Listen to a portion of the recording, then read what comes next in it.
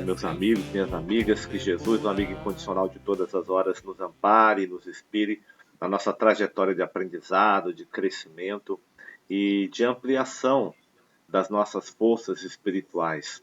É uma das coisas que todo ser humano busca. Todos nós queremos ser felizes, todos nós queremos nos adiantar e caminhar na direção de uma plenitude. O mundo que nós vivemos, ele o tempo todo nos cobra uma melhora por parte da criatura. Não existe crise mundial. Quem costuma dizer isso é o nosso querido Divaldo Franco. O que existe é uma crise do homem. Na verdade, essa crise ela é muito antiga. Ela já vem acontecendo há muito tempo. Mas com a mudança das gerações, ela vai tomando formatos cada vez mais diferentes e que vão exigindo da gente cada vez mais um certo grau de inteligência na solução dos problemas que vão nos chegando, porque esses problemas vão se tornando cada vez mais complexos de se resolver e de ter um termo final. Mas é muito difícil você dizer para uma pessoa que é extremamente materialista que o mundo material, na verdade, ele tem como solução definitiva o seu termo em termos de consumar-se. Ou seja, a solução do nosso mundo material não é em prol do mundo material, mas em prol das criaturas, em prol dos seres. E na aula de hoje nós vamos ver um pouquinho sobre essa questão de uma forma muito particular, trazido pelo nosso querido professor Carlos Torres Pastorino, quando nós vamos então avaliar a questão do Cristo. O que vem a ser o Cristo, essa manifestação de Deus no universo. E o mais interessante de tudo é que o ser, ele é o herdeiro de todo o universo. Não herdar como nós estamos acostumados a pensar, mas herdar na substância da experiência. E a substância da experiência é algo que vai acontecer num nível de abstração, de pensamento e de sentimento muito grande. E então a matéria por si só, uma vez tendo cumprido todo o seu desiderato, e ela toda estando no formato de vida consciente, ou seja, algo que vai acontecer daqui algum tempo, uma vez ela realizado esse processo, então, toda a sua herança vai estar no coração da vida, no coração dos seres, na forma de experiência salutar, como diz Pastorino, na forma de luminosidade. Nós estamos lá na página 21, Sabedoria do Evangelho. Até agora nós viemos analisando as estruturas da personalidade, mas antes de entrar na estrutura da personalidade, nós olhamos um pouquinho sobre a nossa individualidade, o que se compõe a nossa individualidade, e até agora nós verificamos que a nossa personagem é um campo de atuação muito grande no nosso espírito.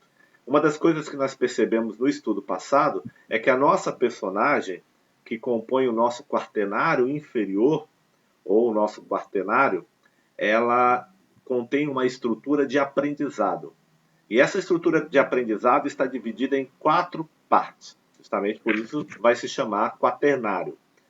É o intelecto, uma dessas partes, o corpo astral, o duplo etérico e o corpo físico. Esses 4 elementos da personagem, eles, digamos assim, demoraram para serem constituídos alguns milhões de anos. Então, Pastorino ele vai nos dizer o seguinte, que no momento que a nossa personagem humana se encontra, nós estamos já na fase do aprendizado intelectual e do despertar da consciência. Mas a personagem, quando ela vem sendo formalizada, ela não contém todas a sua estrutura de forma completa, desde lá do seu início. O início dela é muito pequeno e ela vai se adiantar, ela vai evoluir e até chegar no reino nominal, que é o reino no qual nós nos encontramos agora. E ela vai continuar evoluindo, ela vai continuar se desenvolvendo na trajetória das encarnações, na trajetória das experiências, na trajetória, digamos assim, de vencer os estágios anteriores dela mesma. E nesse avançar que ela vai fazendo, ela vai tomando formas diferentes e vai abandonando paulatinamente as estruturas que antes inicializaram a sua formação. Mas todas essas estruturas, de alguma forma, elas vão ficar registradas no âmago do espírito. E por que elas ficam registradas no âmago do espírito? Por dois motivos. Motivo número um é que experiência nenhuma se perde. Aprendizado de substância nenhuma é descartado pela vida. Segundo motivo, tudo já existe no ser desde a sua criação. Então toda a energia, por mais que ela esteja numa forma, ela não deixa de existir. Ela pode ser transformada, ela pode ser elevada no seu aspecto de substância para uma substância mais rarefeita, para uma substância mais inteligente. Então a gente veio estudando essa trajetória da personagem. E agora Pastorino, ele entrou, no estudo da personagem. Pastorino chegou ali em algumas personagens do Evangelho, do Novo Testamento, que a gente deu uma olhadinha em alguns estudos anteriores. Mas agora nós vamos entrar na questão do Cristo. Nós vamos entrar na questão de entender o que vem a ser essa manifestação cristônica que existe no universo. Então lá na página 21, começa assim: o Cristo. Cristo, diz Pastorino, a terceira manifestação de Deus. O Filho unigênito do Pai, ou o Verbo. Então veja bem, vamos separar aqui. Cristo é a terceira manifestação de Deus. Ele seria então o terceiro aspecto da divindade. Ele é o Filho unigênito do Pai. E aí Pastorino abre um parênteses. Ou Verbo. Sempre que Jesus se referia ao Pai, ele estava se referindo ao Logos, ao Verbo. E por que Verbo? Nós já vimos isso várias vezes. Porque o Verbo vai representar o Pai. Quem é o Pai na estrutura da divindade? Ele é o segundo aspecto ou a segunda manifestação de Deus. O Pai é, portanto, o fazedor, o executor. É o Verbo, aquele que executa, que está sempre impregnado por uma ação. Então, Jesus se referia ao Pai quando pretendia executar alguma ação. Então, o Pai é o Verbo nesse caso. No dizer de Pietro Baldi, que nós estudamos, o verbo seria a energia, porque justamente a energia é que aciona, é que faz as coisas acontecerem. E Pastorino vai dizer o seguinte, que esse Filho unigênito do Pai está integralmente em todas as coisas criadas. Ele se encontra integralizado em todas as coisas criadas. Embora nenhuma coisa criada seja o Cristo, olha que interessante, ele está em todas as coisas criadas de forma integral, mas nenhuma coisa criada é o Cristo em si.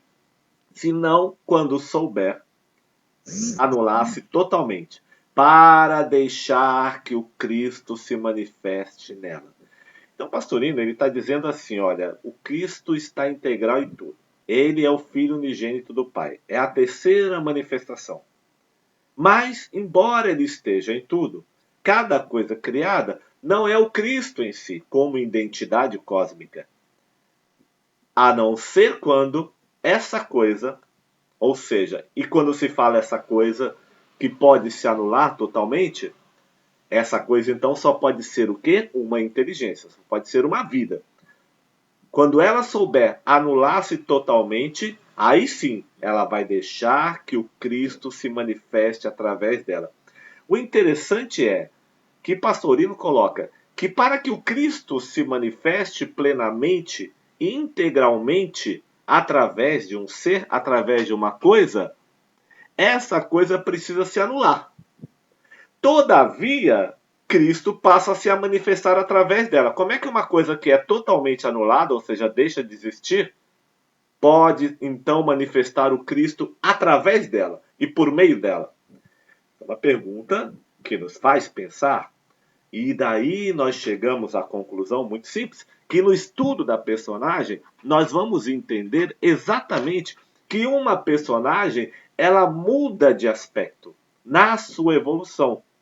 Ela adquire formas diferentes. O anular-se, então, significa o quê? Significa a depuração dessa personagem numa corrente, ou seja, numa corrente integral evolutiva, na qual, a cada evolução que ela vai realizando, ela vai então adquirindo uma biologia diferente.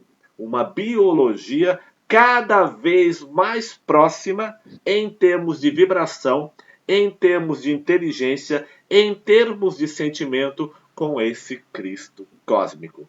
Mas ela não pode se anular completamente. Ela não pode deixar de existir completamente. Porque se assim for, por onde o Cristo se manifestaria?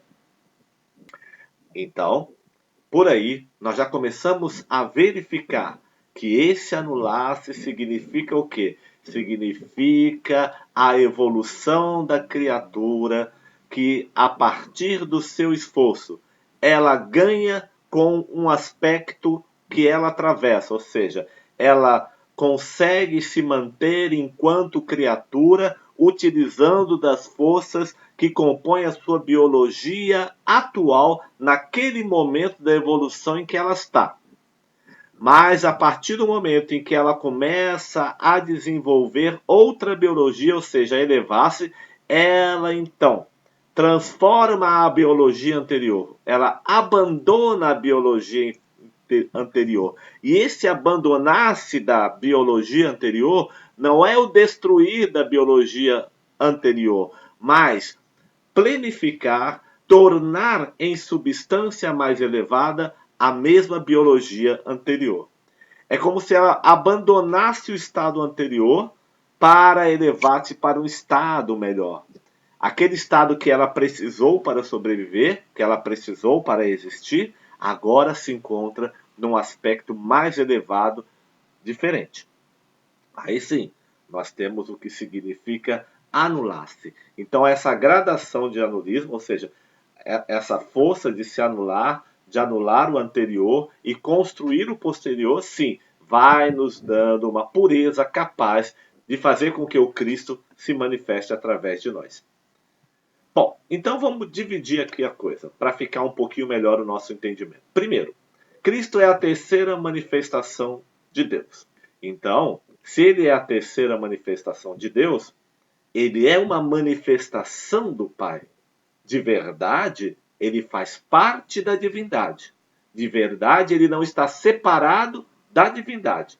Ele não está, digamos assim, ele não é uma manifestação afastada de Deus, mas é uma manifestação do próprio Deus. Então ele é uma acepção. Ele é, na verdade, o quê? Uma extensão do Pai através de um aspecto da manifestação.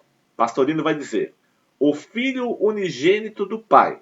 O Pai é o Verbo. Então nós vimos que ele é a terceira manifestação de Deus e ele, então, é o Filho unigênito do Pai. Quer dizer o seguinte, o Pai, que é o Verbo, ao vibrar o seu Logos, ao vibrar a sua palavra, ele tem como efeito uma criação. E essa criação é, então, o Filho unigênito do Pai, que nós chamamos de Cristo. E faz sentido. Já falamos sobre isso e agora a gente está decodificando a coisa. Então, esse Cristo, que é a terceira manifestação de Deus e é o Filho unigênito do Pai, ele está integralmente em todas as coisas criadas. Não existe nada que não tenha Cristo integralmente. E João vai dizer assim, lá no capítulo 1, versículo 13, nós vemos isso no primeiro capítulo do Evangelho do Novo Testamento. Todas as coisas foram feitas por ele, e sem ele nada foi feito. Então quer dizer o seguinte, todas as coisas foram feitas pelo Verbo, ou seja, toda a criação foi feita pelo Verbo, que é o Pai, que é a ação, que é a energia, e sem ele nada foi feito. Então, sem a substância dele, sem a sua vida, sem a sua energia, nada foi feito. Por isso não existe nada fora de Deus. E isso tudo, então, se todas as coisas foram feitas pelo Verbo, e em todas as coisas encontra-se integralmente o Cristo, significa que todas as coisas também são um aspecto da criação. Algumas religiões orientais vão dizer, vão nos informar, que nós, homens, somos, na verdade, o quarto aspecto, ou seja, deuses da quarta acepção. Não existe nada fora de Deus, nada separado de Deus. Está em todas as coisas e sem ele nada foi feito. Vamos juntando o pensamento. Então, está em nós de forma integralizada. Se está em todas as coisas, e todas as coisas foram feitas dele, e nada foi feito sem a substância do Pai, e o Cristo, então, é o resultado do Verbo, é o Filho unigênito, ou seja, é o resultado da vibração do Verbo, então está em nós. Por quê? Nada existe que não tenha sido feito por ele. Atesta a nossa teoria de que o Filho unigênito de Deus, Cristo, é uma coletividade de vidas. Coisas, vidas. Que nós somos essa coletividade, porque Cristo está em tudo. Ou seja, em outras palavras, não há separação. É impossível essa separação de que Deus é uma coisa, ou nós somos outra, o Cristo é outra. O que existe é, na verdade, acepções, manifestações separadas. E por que existem manifestações? E por que existem essas acepções? Por que uma força como Cristo pode ter várias representações e Deus, inclusive, pode se manifestar através de vários aspectos seus? Ora, porque Deus é infinito. Não existe nada que seja impossível para ele. Não existe nada que não esteja no escopo do seu pensamento e do seu coração. Se fosse possível criar alguma coisa fora de Deus, então nós teríamos sim uma duplicidade perigosa no universo. Mas graças a Deus, isso não existe. Isso não acontece. E daí nós começamos então a ter a certeza absoluta de que realmente o Filho unigênito de Deus, que é o Cristo, em outras palavras, que é o efeito do Verbo, do Pai, em outras palavras, que é todo o universo criado, que é a criação, é, na verdade, uma grande coletividade de vidas. Porque o universo material, embora ele possa parecer inanimado, nem a ciência mais duvida de que em todas as coisas que existem não existe vida. Antigamente eu olhava a substância das coisas como coisas inanimadas. Então uma pedra não tinha vida, uma mesa não tinha vida, uma madeira que teria sido cortada de uma árvore não tinha vida, o ouro não tinha vida, líquidos não tinham vida. Hoje não. Hoje já se sabe que a água tem vida. Já se sabe que dentro de uma pedra circula numa velocidade impressionante uma quantidade muito grande de átomos. A vida está em tudo. E toda essa vida que agora pode se encontrar num ambiente mineral, ela vai evoluir para um ambiente vegetal. Ela vai evoluir para um ambiente animal e vai evoluir para um ambiente hominal. E nós vamos evoluir para ambientes angelicais. Eis aí a grande ascese do universo. E é por isso, por essa razão, por essa certeza absoluta que nós sabemos que Cristo está em tudo e não há outro caminho. E aí, nosso querido professor Pastorino, ele vai nos dar outros exemplos bastante interessantes para que a gente possa entender essa manifestação cristônica no universo. E ele vai dizer no parágrafo seguinte: há exemplos que poderão esclarecer esta verdade. Apanhe um espelho grande, ele refletirá o sol. Botei aqui um espelhinho e eu vou chamar esse espelho, por exemplo, de Cristo. Se eu pegar esse espelho aqui e colocar na direção do sol, ele vai refletir o sol. Vou ver o sol lá dentro. Claro que eu não vou olhar diretamente para o sol sem um óculos, né, escuro. Mas dá para a gente ter uma ideia aí. Se eu pegar esse espelho e quebrar num milhão de pedacinhos, cada pedacinho, per si, vai refletir o mesmo sol. Então, se eu pegar esse espelho e quebrar num monte de pedacinho pequenininho e virar esses pedacinhos para o sol, cada um vai refletir o sol. Não importa o tamanho do pedacinho do espelho. Pode ser pequenininho, ele vai refletir o sol. Se o desenho estivesse no espelho e ele se partisse, cada pedacinho ficaria com uma parte minúscula de um só desenho grande. Se eu tivesse pegado um espelho e desenhado o sol e quebrasse o espelho, cada pedaço daquele desenho ficaria num pedacinho que foi quebrado do espelho, no quebra-cabeça. Mas o exemplo aqui é diferente. Ora, se eu pego um espelho sem nenhum desenho e coloco ele na direção do sol, Ele vai refletir a imagem do Sol. Se eu quebro esse espelho em vários pedacinhos minúsculos e eu olhar em cada pedacinho, eu vou ver o Sol também lá dentro. O mesmo Sol, mas com o Sol. Não é isso que se dá, diz o professor Carlos Torres Pastorino. Cada pedacinho do espelho refletirá o Sol todinho, por menor que seja esse pedacinho de espelho. Então, se você pegar um espelhinho pequenininho, virar para o Sol, você vai ver o Sol um pouco menor. Se pegar um espelho maior, você vai ver um Sol um pouco maior. Ou seja, em outras palavras, todos eles vão refletir o Sol. Embora não possamos dizer que o pedacinho de espelho seja o Sol, teremos que confessar que ali está o Sol, todo inteiro, com seu calor e sua luz. Então quer dizer o seguinte, o espelhinho não é o Sol, mas ele está refletindo plenamente o Sol. E ali está o Sol. Então nós estamos tentando entender a manifestação crística dentro de cada um de nós. Cada um de nós é um espelhinho. E quanto mais puro, perfeito e sem jaça for o espelho, melhor refletirá o Sol. E se o espelho não tiver embaçado, não tiver sem jaça, sem arranhão, sem nada, mais nítida vai ser o reflexo desse Sol. E as manchas, continua o professor Pastorino, que o espelho tiver, tornando defeituosa e manchada a imagem do Sol, deverão ser imputadas ao espelho, e não ao Sol que continua perfeito. Olha que legal. Então, se o espelho tiver uma manchinha, né, e o Sol aparecer manchado, não é o Sol que está manchado, o espelho que está manchado. O reflexo vai depender da qualidade do espelho. Assim, a manifestação crística nas criaturas dependerá da sua evolução e pureza, e em nada diminuirão a perfeição do Cristo. Então, aqui do lado, eu botei um espelho limpinho, com o sol refletindo, né? Aí podemos dizer que esse aqui seria um espírito puro, que reflete a grandeza do Cristo. E era o espírito de Jesus, que de fato refletia essa grandeza. E aqui eu botei um espelhinho meio sujo, que é o espírito aí que tem as qualidades morais ainda muito baixas e que encobre o Cristo.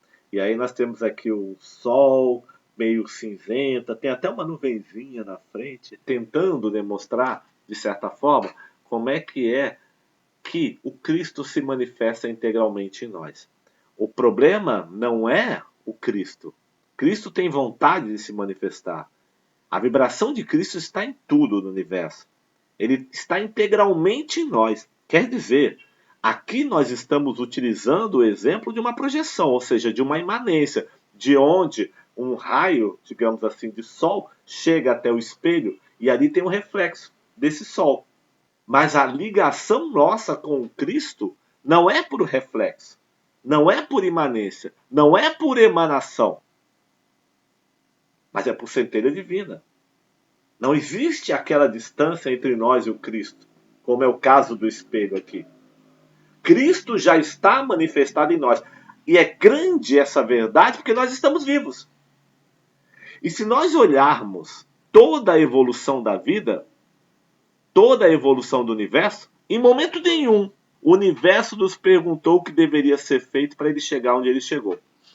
Em momento nenhum os sistemas solares vieram nos consultar para perguntar quantos planetas tinham que ter no sistema solar. Ou seja, o Cristo, no seu infinito amor e sabedoria, vai fazer com que esse universo evolua. E a natureza, inclusive, é uma das formas mais perfeitas de nós olharmos a manifestação do Cristo. Porque ela se desenvolve com uma perfeição tal, principalmente quando o homem não mete o bedelho.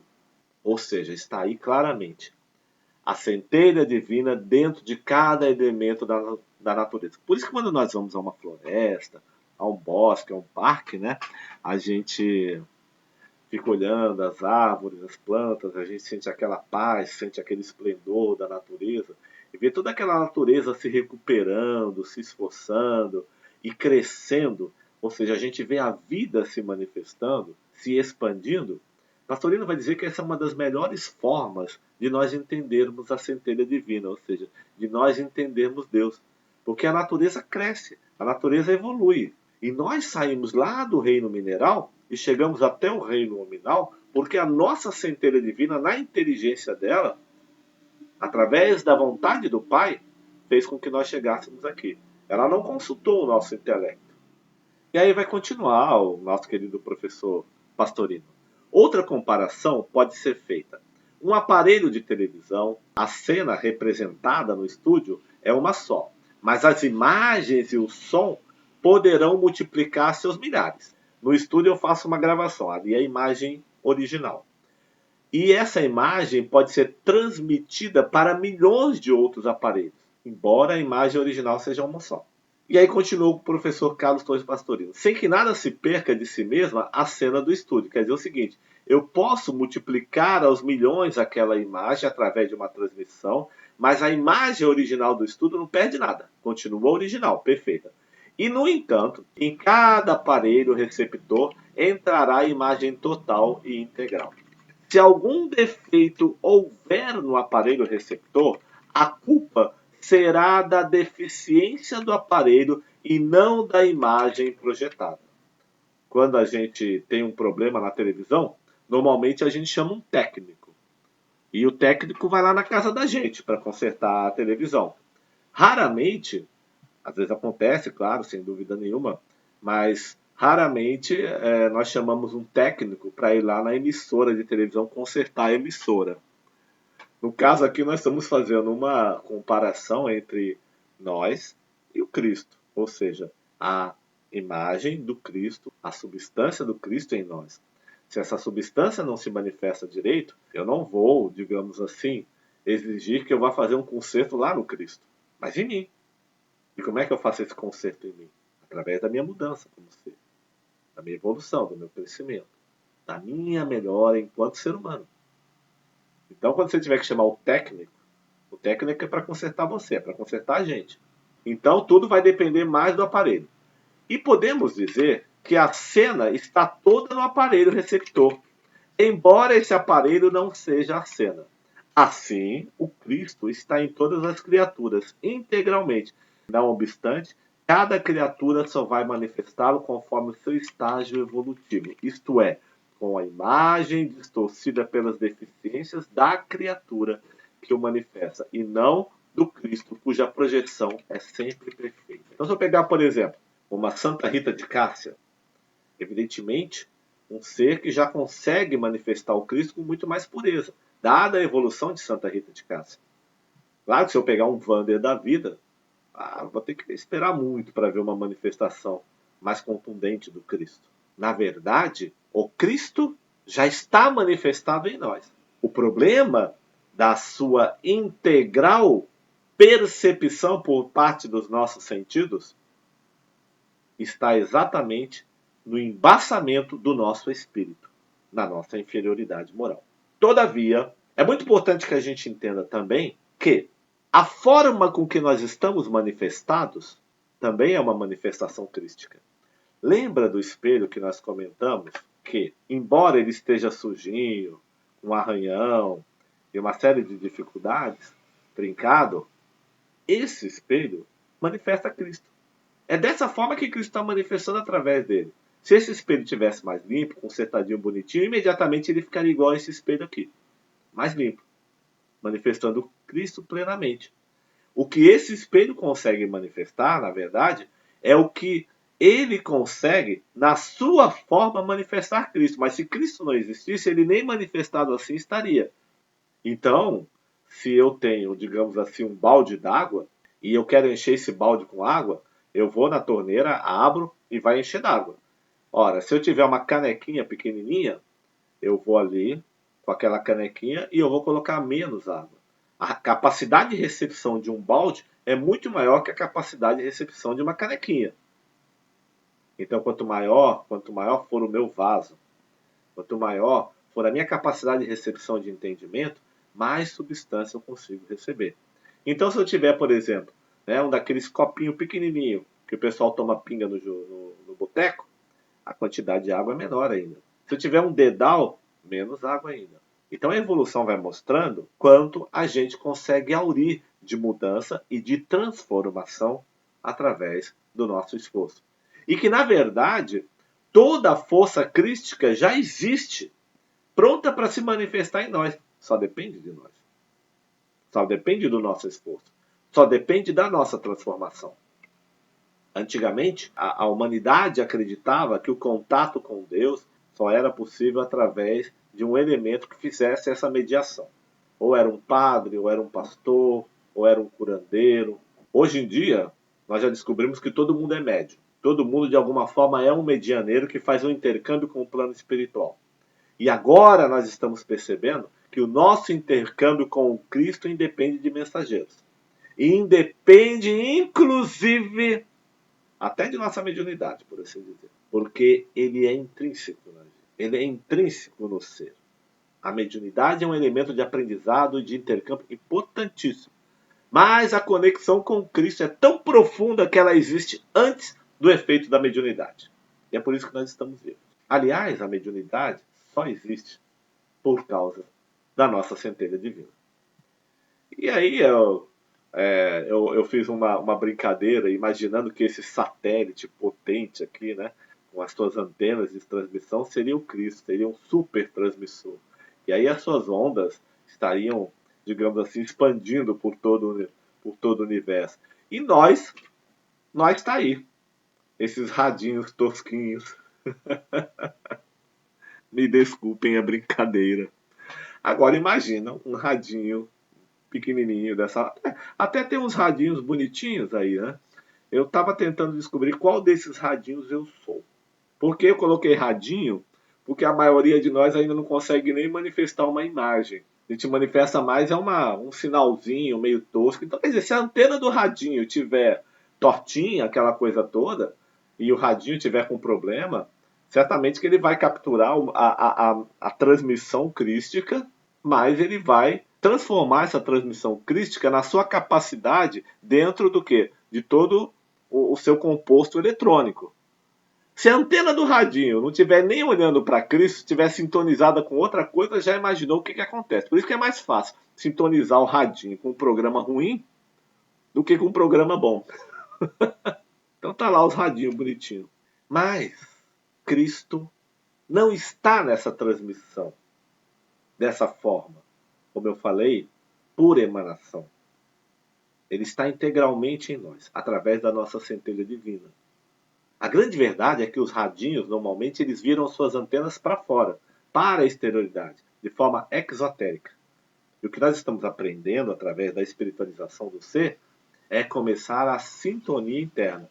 Quando a gente fala interna, não é aqui para dentro, é para tudo, é para o todo. A centelha divina que existe em nós está em todo o universo. Da mesma forma que, quanto melhor o espelho, a televisão ou o aparelho de rádio, tanto melhor poderão manifestar o sol, a imagem e o som. Assim ocorre com a manifestação da força cristônica em cada criatura. Por isso é que Jesus, a criatura mais perfeita e pura, pelo menos em relação ao nosso planeta Terra, é o que o Pastorino coloca aqui, pôde integralmente e sem jaça manifestado. E por isso, ou seja, pôde fazê-lo, pôde manifestar o Cristo sem jaça. Justamente por isso é que ele foi denominado Jesus, o Cristo. A ideia do Cristo, ela já existia no judaísmo. Ela já existia no Velho Testamento. Quem seria o Messias? O Messias seria aquele cuja pureza iria manifestar integralmente esse Cristo. Então nós temos Jesus como o espírito mais evoluído, mais puro, mais perfeito que esteve na Terra, e ele foi o espírito que mais manifestou o Cristo. E por que ele manifestava? Porque a sua personagem já apresentava uma pureza tal que não impedia mais a manifestação do Cristo. Ora ele falava como Cristo, ora ele falava como homem Jesus. Quando ele falava, por exemplo, antes que o mundo fosse eu sou, ele não estava falando daquela personagem, daquela encarnação, daquele momento que ele estava atravessando na Terra na sua missão. Ele estava falando efetivamente do seu espírito, que já existia antes desse mundo fenômeno, desse mundo no qual nós estamos, que inclusive foi ele quem coordenou a criação. E por que o Cristo é a manifestação integral de Deus, continua Pastorino, foi com razão que a humanidade o confundiu com o próprio Deus. Era natural que isso fosse acontecer. Mas vamos parar para pensar alguma coisa aqui. Ora, se o Verbo se fizesse carne de forma definitiva, se Jesus, se o Cristo todo, que é essa manifestação cristônica, que é o Filho unigênito de Deus, reduzisse ao ponto de um homem, de um ser encarnado. Aí nós teríamos dois problemas muito sérios.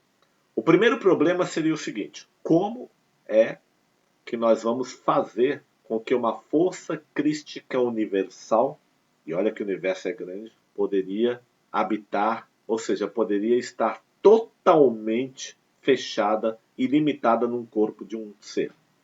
Veja bem, é diferente de eu dizer que eu manifesto integralmente o Cristo. Estou falando, não. Eu estaria tirando o Cristo do universo e reduzindo ele completamente a um ser pequeno aqui na Terra. Olha, fisicamente, espiritualmente, nem possível isso é. A gente geraria uma explosão atômica que acabaria com o nosso sistema solar. Uma tentativa como essa. Outra coisa, o universo ficaria desprovido de Cristo em toda a sua manifestação, porque ele estaria preso num corpo pequeno. Então não faz sentido essa ideia de que Deus, então, teria descido ao mundo na forma de um homem. Faz sentido entender que, numa acepção, numa projeção sua, numa quarta acepção, sim, ele, então, pode estar presente na Terra, como está, de fato, através de cada um de nós. Porque todos nós somos também Deus. E aí continua o professor Pastorino dizendo: tanto mais que, em se tratando da encarnação de Jeová, ou Yahvé, conforme predissera Isaías, lá no capítulo 60, versículo 2, e sendo Jeová considerado como Deus, mais do que justo era que Jesus fosse considerado Deus. Claro, não está errado, mas não o Deus em identidade absoluta. Embora não há nada de errado naquele princípio, naquele momento, considerarem Jesus como Deus. Só que aí começou alguns problemas muito sérios, por exemplo. Né? Então, se Deus pode se reduzir ao tamanho de um homem, e aí ele, digamos, deixa o universo desprovido dele mesmo, porque ele está todo preso num homem, aí ele poderia ter uma mãe, porque aí ele poderia nascer. Então tem a mãe de Deus. Aí quem nasceu primeiro, a mãe ou Deus? Deus ou a mãe? Aí ia ficar aquele mesmo problema. Quem nasceu primeiro, o ovo ou a galinha? Mas na verdade nós temos que entender a manifestação. Eu falo isso aqui com muito respeito. É a manifestação do Pai, que não pode se limitar e está em tudo. E aí vai dizer, não o Deus absoluto. Aí vai a conclusão. O Pai, mas o Filho de Deus. Essa manifestação. Não o Deus absoluto enquanto identidade, mas enquanto manifestação. Sua manifestação entre os homens, agora eu estou falando da manifestação crística entre os homens, sua manifestação entre os homens, aquele que é Yahvé, ou seja, Jeová, como Jesus mesmo se definiu. Antes que Abraão fosse feito, eu sou. Isso está lá em João 8,58. Eu sou. É exatamente o sentido de Yahvé. Yahvé é o Jeová. Quer dizer, eu sou é o sentido de Yahvé e de Jeová. Então, o próprio Jesus confirmou que ele era Jeová, encarnação de Jeová. Quer dizer o seguinte, temos aqui uma primeira observação, uma primeira hipótese, um primeiro recado de que Jesus já esteve encarnado na Terra. Aí como Jeová, ou Yahvé. Interessante. É normal que um espírito retorne na Terra para realizar funções múltiplas, missões múltiplas? Sem dúvida nenhuma. Ele retornou. Então o Espírito de Jesus, de acordo com o caso Pastorino, já estivera na Terra antes, realizando missão de aperfeiçoamento das criaturas. Mas aí surge uma outra pergunta. Wander, você está querendo dizer para mim que Jesus pode voltar, então, como Espírito? O Espiritismo fala que o advento do Cristo, o novo advento do Cristo, não está numa manifestação material, na presença de um ser material, mas na nossa evolução, na manifestação crística através de nós. Então nós temos que entender que o verdadeiro advento do Cristo é aquele que se faz no coração. Ainda que se Jesus retorne à Terra de alguma forma, aí nós temos a presença do Espírito de Jesus manifestando o Cristo sublimamente. Mas ele já retornou. Por quê que ele está retornando? Por que ele já retornou à Terra? Aliás, ele nunca se foi até o fim dos tempos estarei convosco. Ele fala, eu vou preparar as moradas, mas estarei convosco até o final dos tempos. Então ele nunca se foi. Na verdade, Jesus trabalha integralmente o tempo todo. E hoje, cada vez mais, ele se manifesta através das criaturas que estão evoluindo. Aí é o Cristo falando.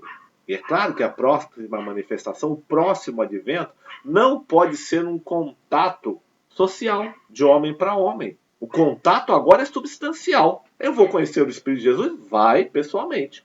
Vai evoluir até lá. Numa outra esfera. E isso você pode ter certeza que esse advento você vai ter também. Todos nós vamos ter. Numa outra esfera. E aqui? Através de nós. Do nosso esforço. Através da manifestação do Cristo. E aí vai dizer lá em Isaías 60, eu peguei lá, né? Está escrito assim, Isaías, gente, é Velho Testamento. Pois eis que as trevas cobrirão a terra, e a escuridão os povos, mas sobre ti o Senhor virá surgindo, e a sua glória se verá sobre ti. Que Isaías já estava previndo a vinda de Jesus, naquela época. E aí continua João 8,58. Disse-lhe Jesus, em verdade vos digo, que antes que Abraão existisse, eu sou. Está lá no capítulo 8, versículo 58 de João. Então nós temos aí, antes do advento do Espírito de Jesus na Terra, uma confirmação de Isaías de que surgiria, sem dúvida, o Senhor. Que Senhor é esse? O Senhor é uma manifestação crística através do Espírito de Jesus. E que trevas que cobrem a Terra, e que escuridão é essa que cobre os povos? É a evolução que está fazendo com que o ser saia da escuridão da inconsciência. Conforme o ser ganha consciência e se eleva, o ser começa a manifestar luz. E no primeiro momento que ele manifesta a luz e que ele já pode entender alguma coisa do espírito, imediatamente surge uma manifestação crística para nos auxiliar. Você acha que eu estou falando alguma coisa errada? O que é uma treva? Como é que a vida nasce? Como é que um feto fica? Ele fica exposto à luz do sol ou ele fica no escurinho do ventre materno? A semente, ela fica exposta à luz do sol ou ela fica mergulhada na terra no escuro? Essas trevas são, portanto, o momento em que a vida vai saindo do mineral e entrando na consciência. Vai saindo do útero da escuridão necessária no início para chegar ao ponto da luz. Porque senão daqui a pouco a gente vai achar que tudo é mal. Deus criou a terra e já virou escuridão. Não é bem assim a coisa. A terra é um foco de luz, é uma graça. A matéria é uma manifestação de Deus, é uma manifestação do Pai. Eu já falei. O mal é o direcionamento equivocado do pensamento das inteligências inferiores. Se eu ler Isaías dessa forma agora, entendendo que trevas é o momento em que a vida está se desenvolvendo no útero escuro, protegido, para que possa se manifestar depois. E quando então essa vida chegar ao ponto de se iluminar, o Senhor virá surgindo, quer dizer, evoluindo, clareando, tornando-se luz, e a sua glória verá sobre ti, sobre cada um de nós. É a manifestação crística. Eu não estou falando aqui de um momento da chegada de Jesus. Eu estou falando aqui de anos de evolução. Por isso que a gente precisa penetrar o Evangelho com outro coração, com outro pensamento. Para que o nosso pensamento não produza mais o mal. Não produza mais pensamentos equivocados. Distorções da energia que o Pai nos deu e que em última instância somos nós mesmos. Continua Pastorino. Na realidade, em relação a nós, tão pequenos e imperfeitos, a manifestação divina em Jesus foi total. Quer dizer, claro, Jesus é um espírito muito avançado, muito elevado, totalmente confundível com a manifestação cristônica no universo. É claro que se nós formos fazer uma comparação, nós somos pequenos. Aí vem a doutrina espírita nos explicar que ele é o nosso irmão mais velho. E é claro que ele está mais à frente da gente. Sem dúvida nenhuma, um irmão mais velho, que já fez um processo de evolução. E que nós vamos passar por esse processo. De onde vem a experiência de Jesus tão grande, tão sábia? Das evoluções que ele já realizou. E que nós vamos fazer também. E bem pode ele ser dito Deus, de certa forma. Embora não em sentido absoluto. Da mesma forma que podemos dizer que o reflexo do sol num espelho de cristal puríssimo seja o sol. Ou que a música reproduzida por ótimo aparelho de rádio ou de vitrola seja a orquestra. Vitrola é daquela época lá da gente, né? Graças a Deus. Quando alguém falar assim, olha, isso não é da minha época, você pode responder o seguinte, como filho de Deus, que sempre existir, eu sou de todas as épocas. Aliás, as épocas estão submetidas à minha substância, porque eu venho de um plano que não existe nem tempo e nem espaço. E aí continua Pastorino. Nesse sentido, Jesus é indubitavelmente Deus, porque nele preside a plenitude da divindade, conforme a carta de Paulo aos Colossenses, a segunda carta aos Colossenses, no versículo 9. Entretanto, continua Pastorino, todas as criaturas também têm em si essa mesma plenitude. E aí diz Paulo de Tarso, da plenitude dele todos nós recebemos. Perdão, João vai dizer isso lá no capítulo 1, versículo 16. Nós vimos isso passado, né? Apesar de não a manifestarem por causa das próprias deficiências e defeitos. O que o universo, o que o Cristo espera de cada um de nós? Que nós eliminemos, por esforço próprio, os defeitos que encobrem a sua manifestação. Em outras palavras, Cristo quer que nós sejamos felizes. E nós caminhemos pelo mundo descalço, ou seja, conectados com o nosso Cristo interno, tranquilos, rindo, com aquela mesma capacidade de Jesus, que mesmo indo para a cruz, ainda faz a sua ceia junto com os apóstolos, distribui o pão, relembra todo o seu ensinamento, com um discurso maravilhoso que ele vai fazer, lava o pé dos apóstolos, num simbolismo maravilhoso que nós vamos ver lá no final de Sabedoria do Evangelho. Come um cordeiro, porque ele precisava botar energia no corpo físico para poder passar pelo processo da crucificação. E vai dizer, eu vou não é porque os homens querem, mas porque eu quero. Eu vou entregar aos homens. E vou porque eu quero, porque se Jesus não quisesse, não ia mesmo. Tanto é que várias vezes soldados procuraram Jesus na intenção de prendê-lo. Quando perguntavam quem é Jesus, e ele respondia, sou eu, os soldados caíam para trás. Tamanha energia, não era momento. E foi nesse sentido que Jesus pôde confirmar o salmista, o 81,6, e dizer, vós sois deuses. E Jó 10,35, da mesma forma que podemos afirmar que cada pequenino reflexo do Sol no espelho é um Sol, embora em sentido relativo, já que o Sol em sentido absoluto é um, e só é também Deus em sentido absoluto é um. É um só. Se bem que seja manifestado integral e plenamente em todos. Em Coríntios 15:28. Em tudo. Em Éfesos também 4:6. Lá em Colossenses 2:9, Novo Testamento, porque nele habita corporalmente toda a plenitude da divindade. Paulo de Tarso. João 1:16, Novo Testamento. Todos recebemos da sua plenitude graça sobre graça. A graça significa a manifestação da matéria. Graça sobre graça. A cada encarnação nós recebemos a plenitude do Cristo de forma maior porque evoluímos e vamos depurando o nosso ser. João 1,16, Novo Testamento. Todos recebemos de sua plenitude graça por graça. Salmos 82,6, Velho Testamento. Eu disse, vós sois deuses, e todos vós, filhos do Altíssimo. Vós sois deuses, e todos vós, filhos do Altíssimo. Olha só, além de ser Deus, nós somos filhos do Altíssimo. O que nos liga a Deus, o que nos faz ser filhos de Deus, a mesma natureza de Deus. Filho de Deus, Deusinho é. Primeira carta aos Coríntios, Paulo de Tarso, 15:28, Novo Testamento. Quando, porém, tudo lhe estiver sujeito, então o próprio Filho se sujeitará àquele que todas as coisas lhe sugestou, a fim de que Deus seja em tudo, em todos. Vamos entender essa passagem dos Coríntios aí. Toda a escolha é do Filho, do Cristo. Quando toda a evolução estiver completa na coletividade das vidas de Cristo, e nós vimos que a vida de Cristo é uma coletividade de vidas, essa vida retornará ao Pai. E finalmente, Deus será tudo em nós. Éfesos 4:6, Novo Testamento. Um só Deus e Pai de todos, o qual é sobre todos e por todos, em todos vós. Bom, meus amigos, vamos terminar o nosso estudo hoje. E eu gostaria de convidar cada um de vocês para mentalizar esse Cristo interno. Mentalizando que esse Cristo interno que se encontra em nosso ser de forma plena e se expande muito além da nossa personagem, também existe no nosso próximo.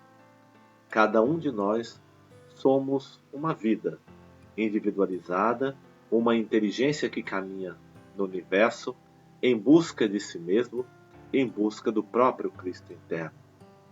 Nós vivemos num mundo em que o mar nos chama, e sobre esse mar caminha Jesus.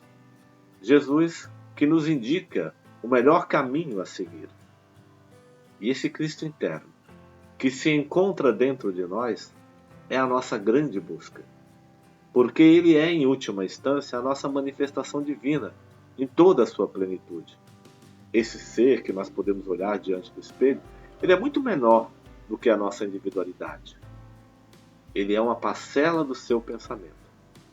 Ele é, na verdade, uma condição que hoje será exatamente o grande impulso para uma felicidade que nós ainda iremos experimentar. E graças a cada experiência que nós estamos passando, nós poderemos ter a certeza absoluta de que no futuro elas serão de uma clareza tal, de uma harmonia tal, de um amor tal, em que a felicidade que nós iremos sentir em nossa plenitude, no encontro definitivo com nós mesmos, que é Jesus em nossa instância, que é o Cristo em nós mesmos, fará com que essa felicidade seja de uma alegria infinita, seja de uma alegria plena. E ela não existiria se nós não estivéssemos atravessando a linha das experiências e a linha do crescimento. No início dos nossos estudos, nós estamos entendendo, teoricamente, um pouquinho mais sobre essa manifestação crística que está no universo. Esse amor que nos sustenta, que nos conduz e que nos dá esperança todos os dias. Logo, logo, nós vamos entrar na seara do entendimento das nossas atitudes, dos nossos pensamentos, da correção da nossa personagem, para que nós possamos limpar o nosso espelho, transfigurar o nosso cristal e definitivamente trabalhar para que a luz do amor e da sabedoria do Pai que se encontram dentro de nós se manifeste da melhor forma. Que Jesus nos ampare, nos abençoe. Que a gente possa sempre, ao acordar de manhã, lembrar imediatamente do nosso Mestre, do Cristo que é em nós, da força que Deus deposita em nosso interior e respeitar os nossos processos de evolução, respeitar a nós mesmos, respeitar ao próximo e não fazer nada para atrapalhar esse nosso caminho de amor e de esperança. Muita paz.